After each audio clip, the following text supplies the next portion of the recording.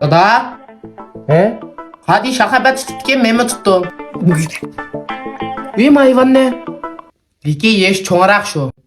Üzəң murabbanı qoşqadek durup üzəڭdin qoy şaka bet tutup aldın dikin ha? Şu azıraqlam çoğun. Qancha yaş çoğun? 3 yaş çoğun 3 yaş. He boptu 3 yaş işim bulmaydı. Senden 3 yaş çoğun. Mu? Gel doppam ne? Çak. Kadın bir dop yiyip aldım ha? Me? Oğlum yine an vakti kesip yaratmaydı o. Sen neydi an vakti düt koy. Sen şunda akıllık ko. Oğul tekmini vahşi set kese deydi ki. Yok sen setemez ko.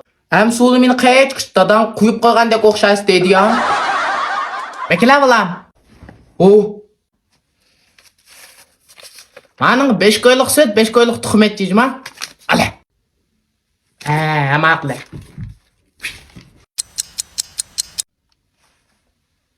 O şu çecep çiğmeydi.